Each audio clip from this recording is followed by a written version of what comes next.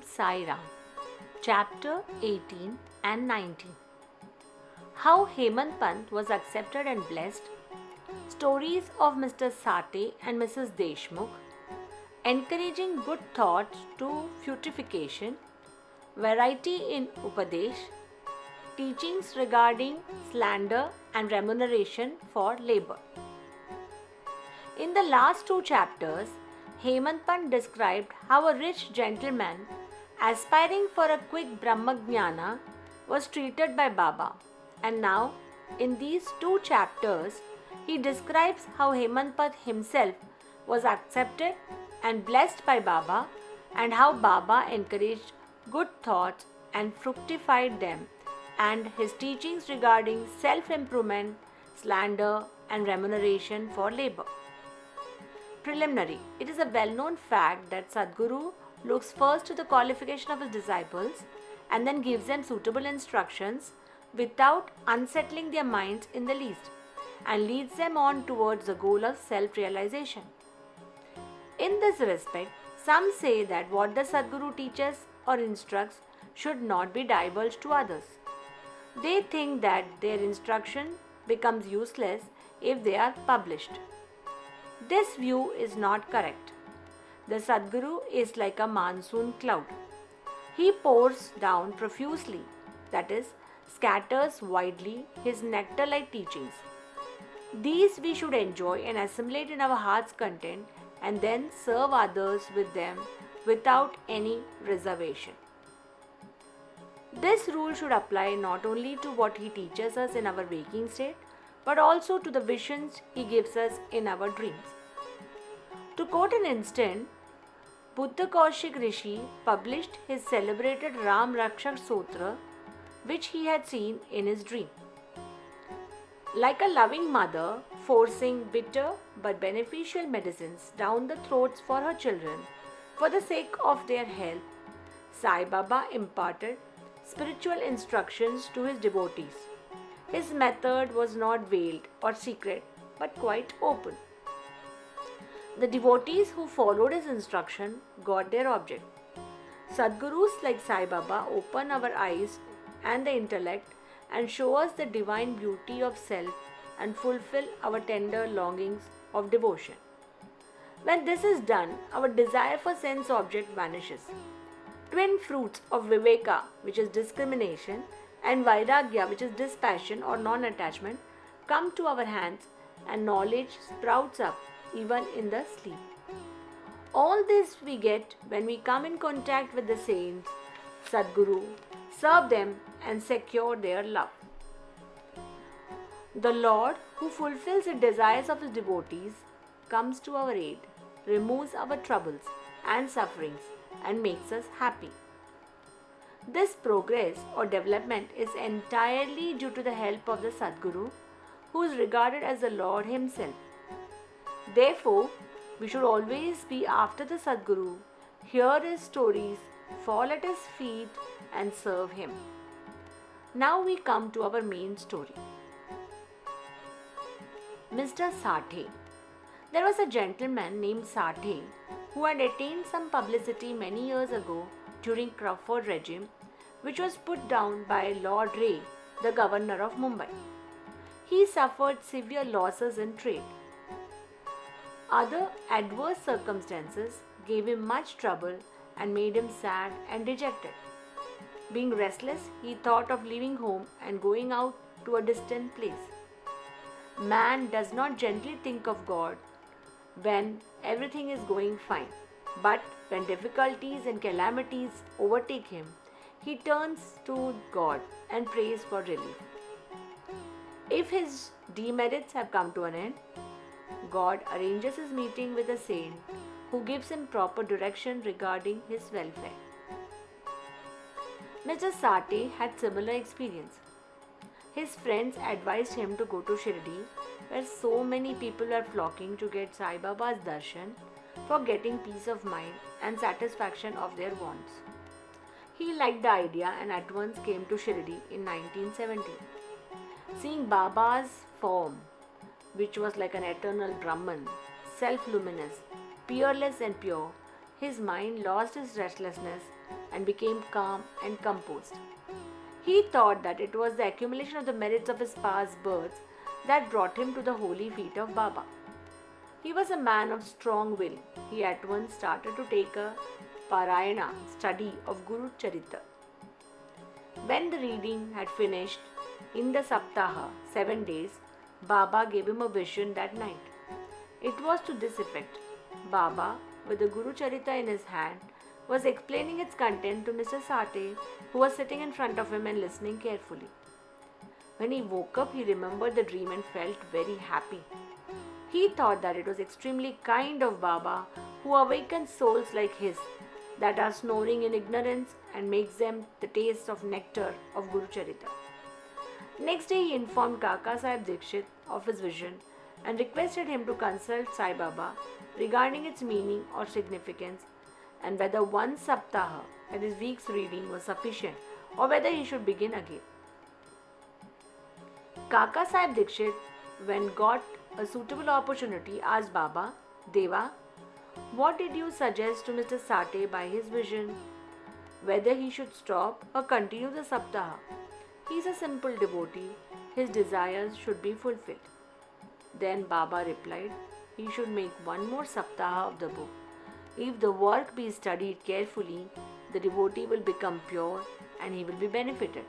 The Lord will be pleased and will rescue him from the bondage of mundane existence. At this time, Hemant Pant was present there. He was shampooing Baba's legs. When he heard Baba's words, he thought in his mind, what? Mr. Sate read for a week only and he got a reward, and I am reading it for 40 years with no results. His 7 days of stay becomes fruitful, while my 7 years of stay from 1910 to 1970 goes for nothing. Like a chatak bird, I am ever waiting for the merciful cloud Baba to pour its nectar on me and bless me with his instruction. No sooner this thought crossed his mind, Baba knew it then and there.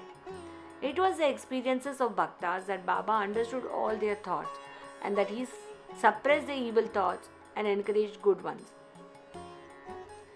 Reading Hemant Pant's mind, Baba at once asked him to get up and go to Shama, Madhavrao Deshpande, get from him ₹15 as dakshina, sit and chit-chat with him for a while and then return. Mercy dawned in Baba's mind, so he issued this order, and who could disobey Baba's order? Hemant Pant immediately left the masjid and came to Shama's house. He had just bathed and was wearing a dhotar. He came out and asked Hemant Pant, how is it that you are here now? It seems that you have come from the masjid. Why do you look so restless and dejected? Why are you alone? Please sit and rest, while I shall do my worship and return. In the meanwhile, you may please take Pan Vida. Let us then have a pleasant chit-chat. After saying this, he went inside and Hemant Pant sat alone in the veranda. He saw in the window a well-known Marathi book named Nad Bhagwat. This is a commentary by Saint Eknath on the 11th Skanda chapter of the bigger Sanskrit book, the Bhagavatam.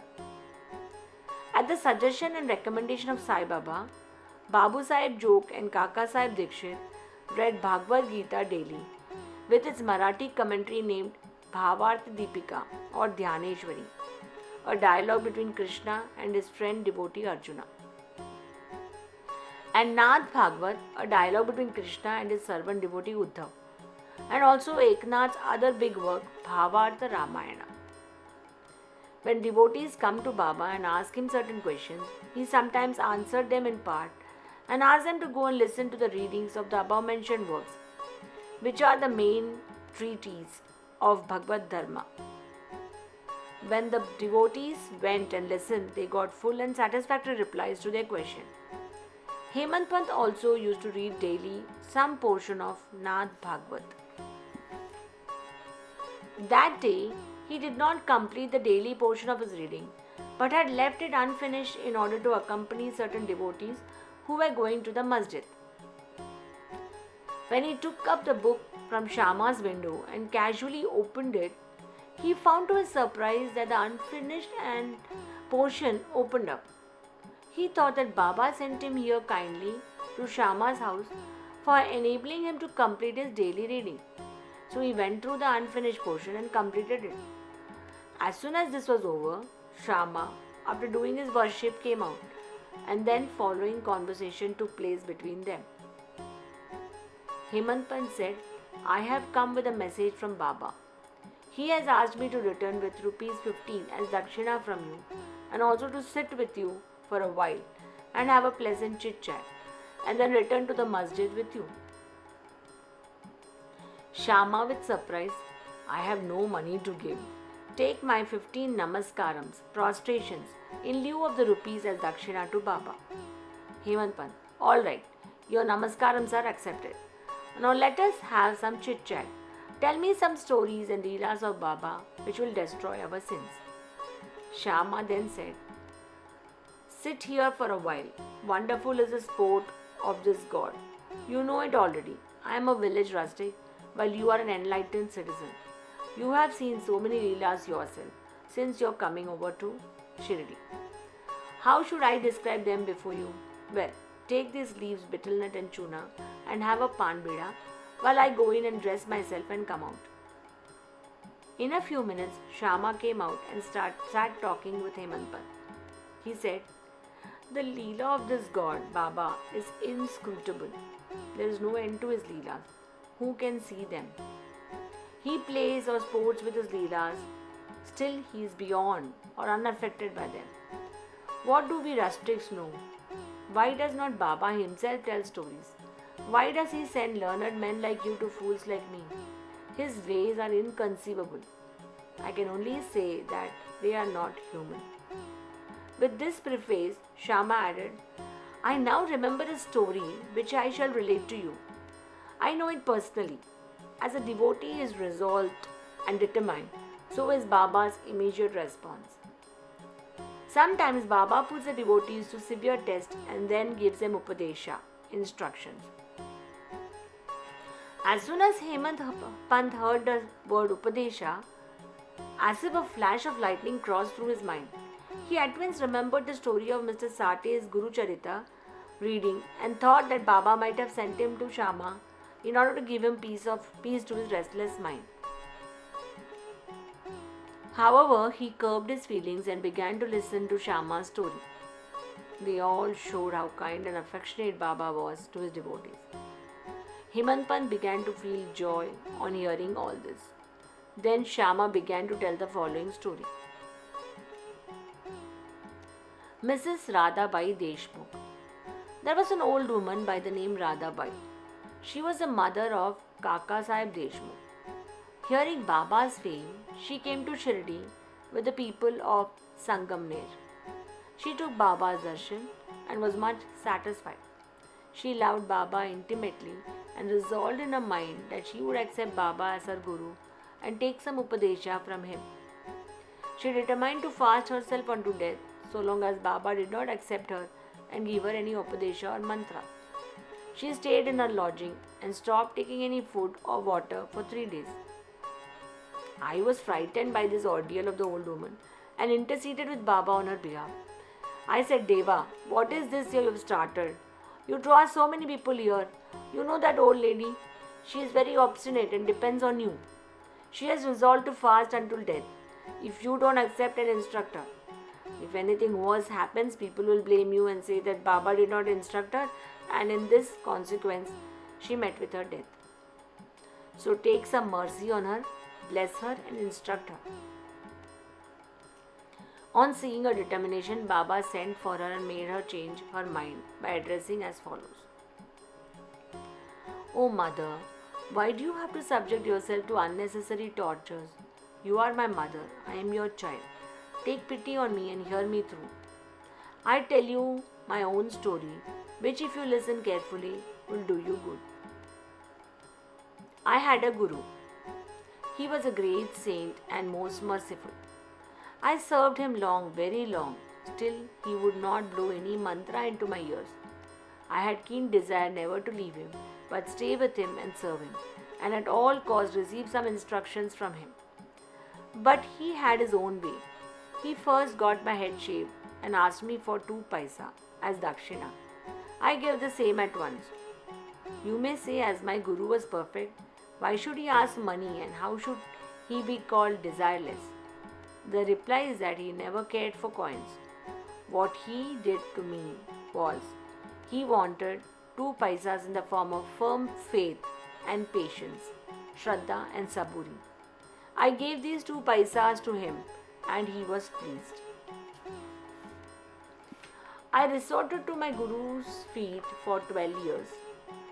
He brought me up. There was no dirt for food and clothing. He was full of love, or say he was love incarnate.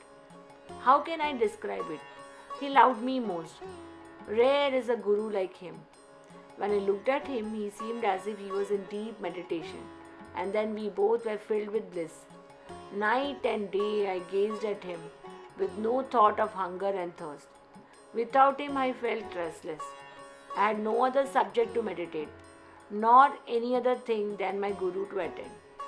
He was my sole refuge. My mind was always fixed on him. The nishtha, firm faith, is the 1 paisa of dakshina. Saburi, that is patience or perseverance, is the other paisa. I waited patiently and served my guru. This saburi will ferry you across the sea of this mundane existence.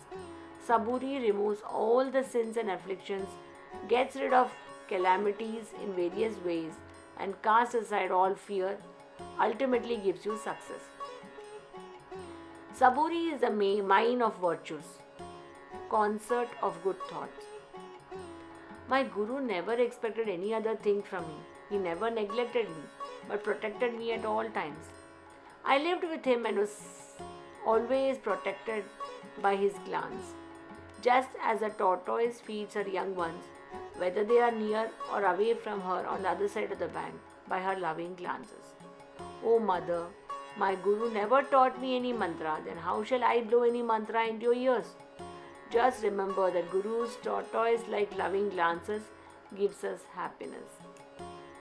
Do not try to get mantra or upadesha from anybody. Make me the sole object of your thoughts and actions, and you will no doubt attain Paramartha, the spiritual goal of life. Look at me wholeheartedly, and I in turn look at you. Sitting in this masjid, I speak the truth, nothing but the truth. No sadhana or proficiency in the 6 Shastras is necessary. Have faith and confidence in your Guru. Believe that Guru is a sole actor or doer. Blessed is he who knows the greatness of his Guru and thinks him to be Hari, Hara and Brahma, the Trimurti incarnate. Instructed in this way, the old lady was convinced. She bowed to Baba and gave up her fast. Hearing this story carefully and attentively and marking its significance and appropriateness, Hemant Pant was more agreeably surprised. On seeing this wonderful Leela of Baba, he was moved from top to toe. He was overflowing with joy, his throat was choked, and he was not able to utter a single word.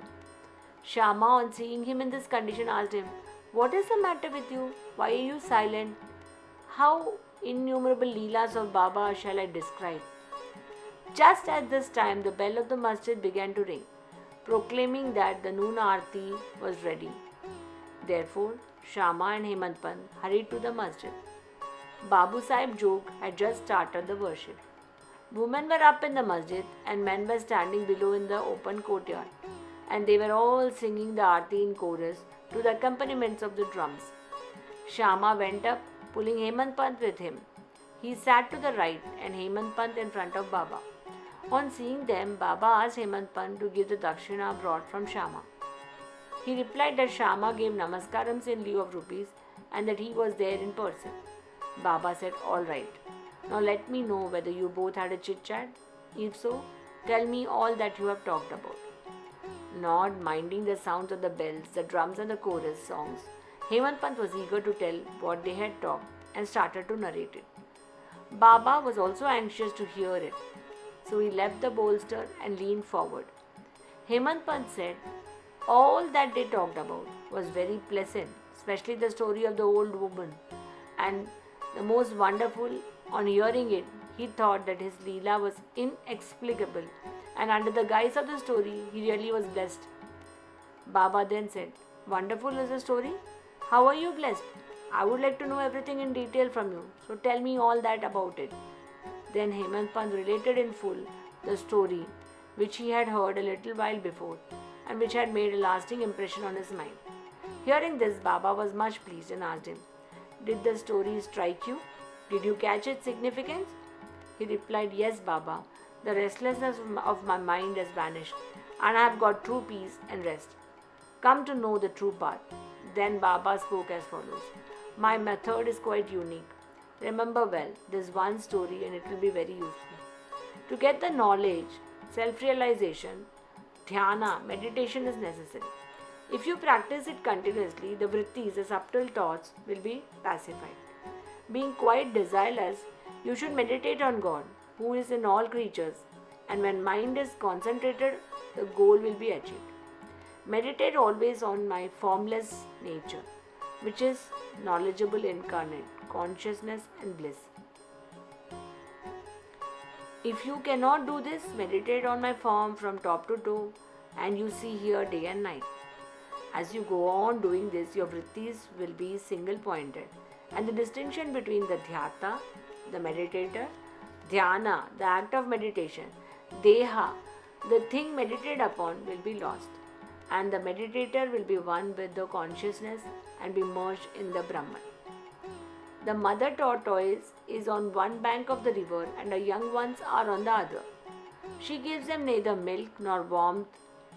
Her mere loving glances give them nutrition. The young ones do nothing but remember, meditate upon their mother. The tortoise glance is to the young ones the only source of sustenance and happiness. Similar is the relationship between the Guru and the disciples. When Baba uttered this word, the chorus of the Aarti songs was over, and all cried out loudly in unison, "Victory to our Sadguru Sai Maharaj, who is pure consciousness, knowledge and bliss."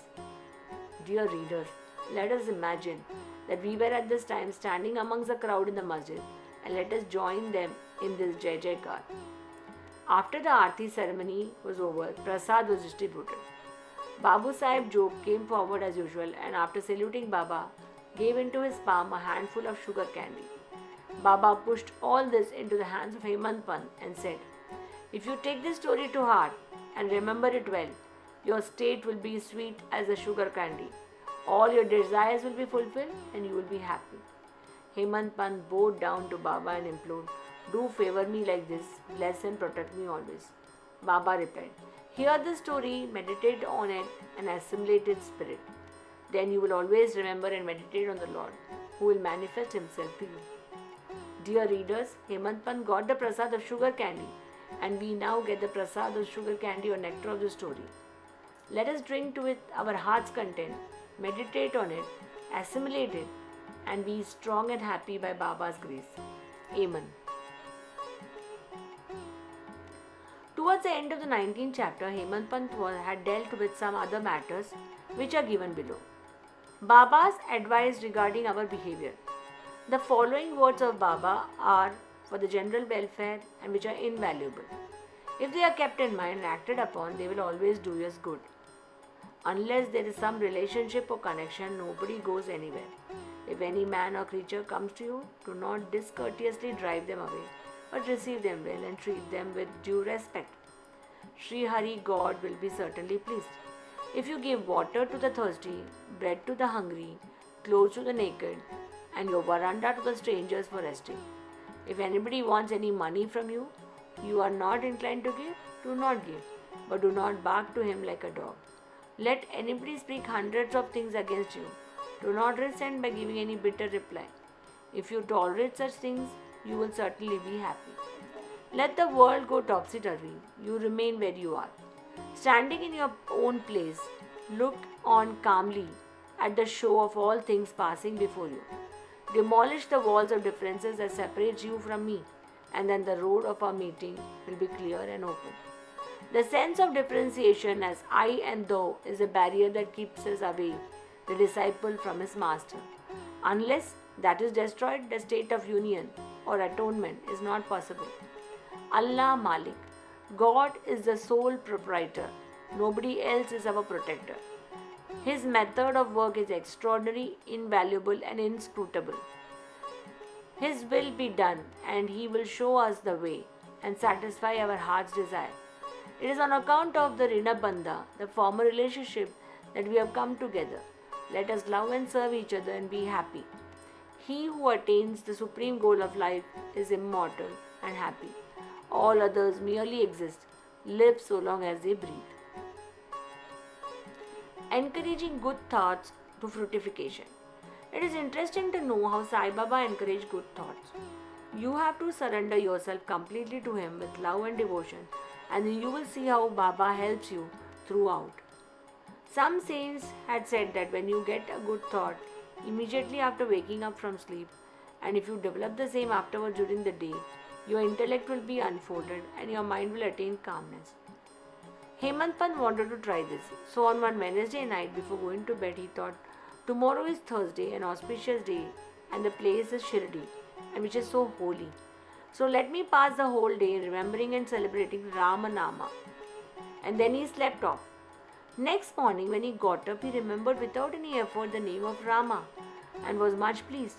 He then, after finishing his morning duties, went to see Baba with flowers.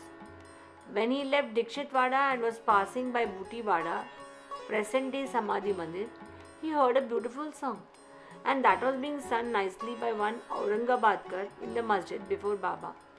The song was Guru Kripa Jan Payo Mere Bhai by Eknath, in which he says that he got the collyrium in the form of Guru's grace, which opened his vision and made him see Rama in and out, in sleep and dream, waking state and everywhere. There were so many songs, but why was this song particularly chosen by Aurangabadkar, a devotee of Baba? Is this not a curious coincidence arranged by Baba to amplify the determination of Hemant Pant to sing unceasingly Ramanama during the day? All saints agree and lay stress upon the efficacy of uttering Rama's name in fulfilling the ambitions of the Bhaktas and in protecting and saving them from all calamities.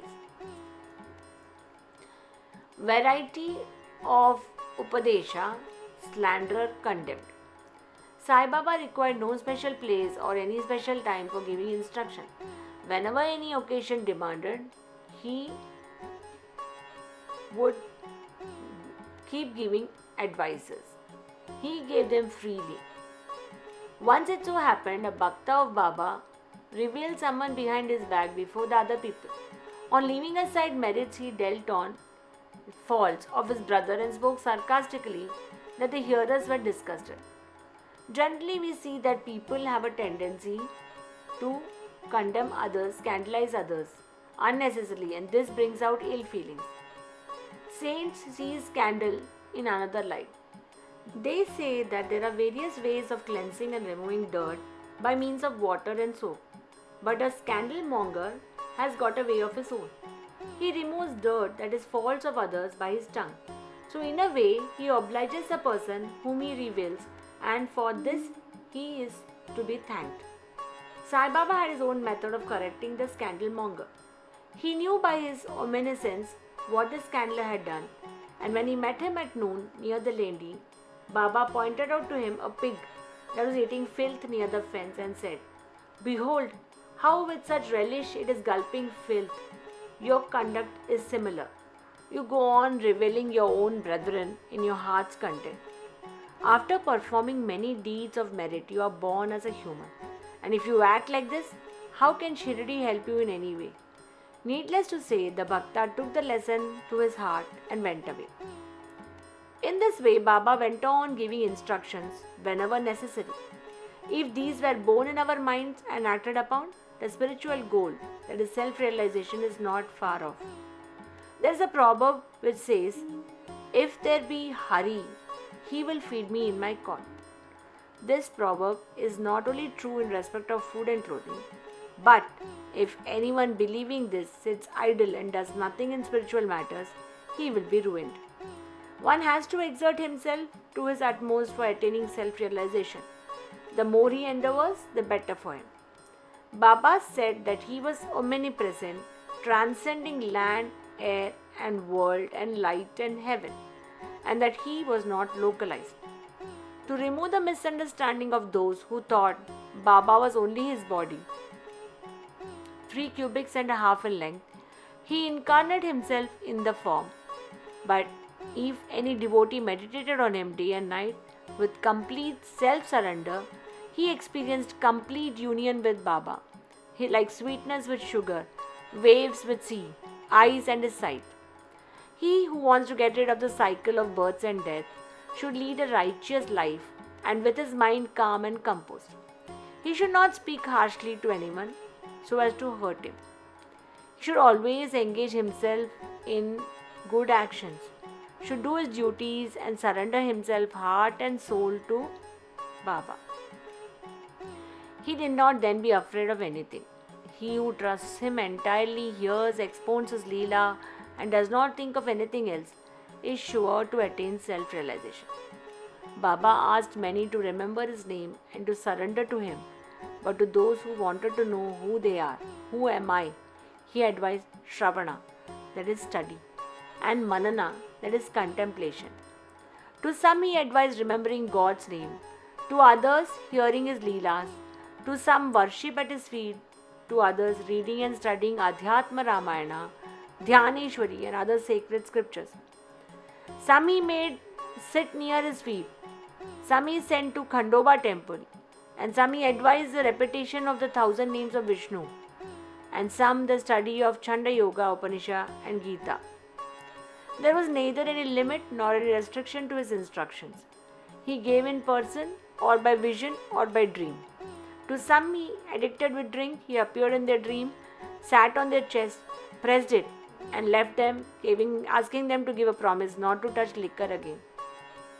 To some he explained some mantras like Guru Brahma in the dream. To some devotees who were practicing Hatha Yoga, he sent a word that they should leave off Hatha Yoga practice and sit quiet and wait, saburi. It is impossible to describe all his ways and methods. In ordinary worldly dealings, he set examples by his action, one which is given below. Remuneration for labor. One day at noon, Baba came near Radhakrishna Mai's house and said, "Bring me a ladder."